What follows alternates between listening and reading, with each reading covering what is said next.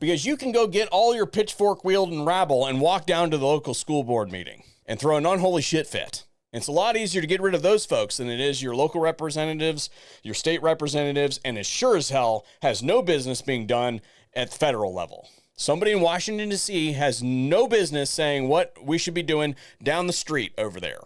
I've spoken about gun-free zones in general, and then as they pertain to the concept of schools being gun-free zones and whether that should be a thing or not, several times on this channel, and then multiple times throughout my career in various public addresses that I've given. And when you analyze the concept of banning weapons in a particular vicinity, what you find is that analyzing the projected motives of that and the actual consequences of that do not align with one another. And you basically come down to, well, this is an action that we have taken that has only appealed to the instant gratification emotional mechanism in the human brain to say, well, we're trying to do something, even if ultimately it ends up making that situation worse. And this is definitively a byproduct of the everybody gets a trophy generation. Well, you know, you tried really hard, but you failed utterly. You still get an award for it. And that just is simply, when we're talking about the lives of our teachers, the faculty and the students at our schools, we should just absolutely demand better. We should demand the same standards that we have at our government buildings, that we have at our airports, et cetera, et cetera, et cetera. And that can take a bunch of different forms. Some of those, some folks are more comfortable with than others.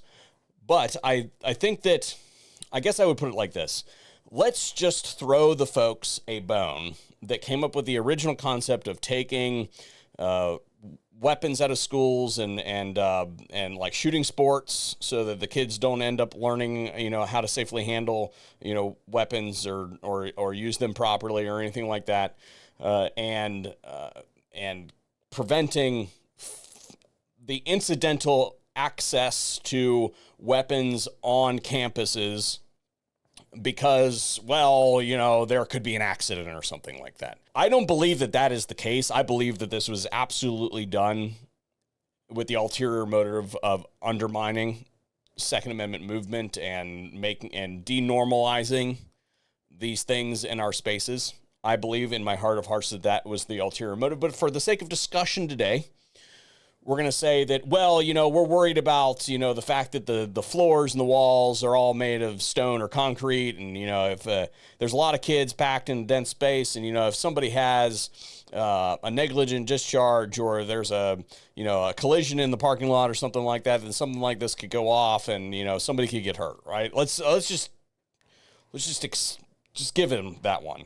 Because really, if you think about it, and I mean really scrutinize it, cause and effect, before and after, that is the singular logical argument that could be made for removal of all means of self-defense from a space that could be targeted by people who want to go in and do harm for maximum effect. The only one. Because obviously it's not fixing the other problem, right? Because that's continuing to get worse on a day-by-day basis.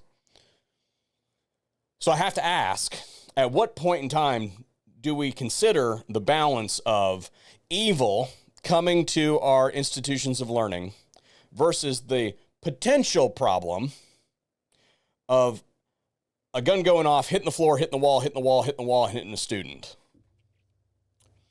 I think that you only can say, yeah, maybe that thing over there is less important than we originally thought it was, and maybe we should actually start providing for the security of our students. And if we're not willing to do that directly, then perhaps we ought to just get the fuck out the way. And there is such a bill in the House of Representatives right now that I would like to tell you about today, and I'll do that after we hear a quick word from today's sponsor. Today's video is brought to you by Excess Sights. This is a company that I have been working with for a long period of time. I think that they are probably the longest running sponsor of the channel, and I greatly appreciate them supporting the mission here at VSO Gun Channel. They are my chosen defensive site. Doesn't matter whether we're talking rifle, shotgun, or pistol. They've got an offering out there. And I wanted to bring to your guys' attention today that they have a Labor Day sale going on. Tritium night sights can be expensive. So I usually advocate that folks stock up during the sale months and when they've got holiday sales like this going on. This sale runs through the 8th of September. Go get it. And special thanks to XS for making today's video possible. We're going to be taking a look at Thomas Massey out of Kentucky, his Safe Students Act. He has introduced this previously in the last session, but of course, you know, that was different makeup. And this would be the first time it has been introduced under the quote-unquote, the Trump administration. So this is the Safe Students Act, and in his press release, he says, gun-free zones are ineffective and make our schools less safe. Since 1950, 94% of mass public shootings have occurred in places where citizens are banned from having guns. Banks, churches, sports stadiums, and many of my colleagues in Congress are protected with firearms. Yet children inside classrooms are too frequently left vulnerable. The bill number is 5066, and the purpose of this bill is simply to repeal the Gun-Free Zones Act of 1990, which establishes a 1,000-foot perimeter around any school campus where you can't have firearms or anything like that. And it is being done for the purposes of empowering local communities to make their own decisions on whether they want armed security and staff inside of that school or not. I mean, quite literally, this bill is a page and a half long, and probably half of one of the pages is just heading. The Gun-Free Zones Act of 1990, citations, is repealed, and some other striking language. And the uproar from the typical culprits is in full swing, as you would expect it to be. They're doing ban this, ban that, blah, blah, blah, blah, blah, blah. And again, if we critically analyze this, unless you are going to go around and pick up every single weapon from every single person in the United States, then it's still not going to work, because we've already done a case study on this. It's called Australia. They banned all guns there. There are still guns everywhere in Australia. It doesn't work. People are not going to give them up. So, well, that one's not going to work. So the other argument that they're doing is, well, you know, some teachers are bad people. Well, first of all, why are they around our kids? And the second thing about that is, this doesn't say, well, schools have to do X, Y, or Z. No, this just gets out of the way, gets the feds out of the way, and lets the individual school districts and individual states make their own damn decisions about how they provide for the security of our children. And I've said this before, I've said this a million times. The closer a decision is made to you on the hierarchy of government, as in better than federal is state, better than state is local, and when it comes to schools, better than local is school district. Because you can go get all your pitchfork wielding rabble and walk down to the local school board meeting and throw an unholy shit fit. It's a lot easier to get rid of those folks than it is your local representatives, your state representatives, and it sure as hell has no business being done at the federal level. Somebody in Washington, D.C. has no business saying what we should be doing down the street over there. In the firearms training space, there's a consistent theme, and that is that as a good guy with a gun, you have a much harder time than a bad guy with a gun. You have a whole bunch of rules that you have to follow. You have to do X, Y, Z, and not only do you have to do those things, but you have to do it in such a way that it doesn't hurt anybody that shouldn't have been hurt.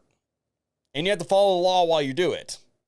You have to be reactionary in everything that you do. And that puts you behind the eight ball, because bad guys are going to bad guy. They can do whatever they want. They have very few rules, especially when we are talking about the evil that we're discussing as it pertains to schools. So when you critically analyze situations where bad people show up to do harm for the express purpose of doing harm, the only way that you can prevent that is meet it with immediate, insurmountable return force.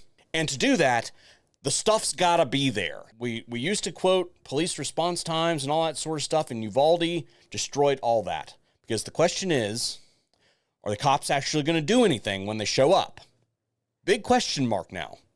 Tell me that it doesn't show up in your mind. And if it doesn't show up in your mind, then you are lying to yourself. So this consistent din of like, well, you know, if you have armed faculty, then this potential bad thing could happen. I am so sick of hearing about these potential bad things that could happen because we've got some really heinous bad shit going on right now. And I think that we ought to focus on that and get out the way so that the individual districts and states can make their own decisions about how to handle those potential but legitimate concerns while they're mitigating the actual problem. Because right now, those possibilities pale in comparison to what's actually going on. This bill is currently being offered in the House of Representatives. For the love of all things holy, contact your representatives. I will have the methods to contact them listed in all relevant places. Contact them and tell them that this should be a priority and it needs to be passed as quickly as possible. The real problem, of course, will be the Senate. And I say that you make those that would oppose this bill stand up there and defend not defending children in schools.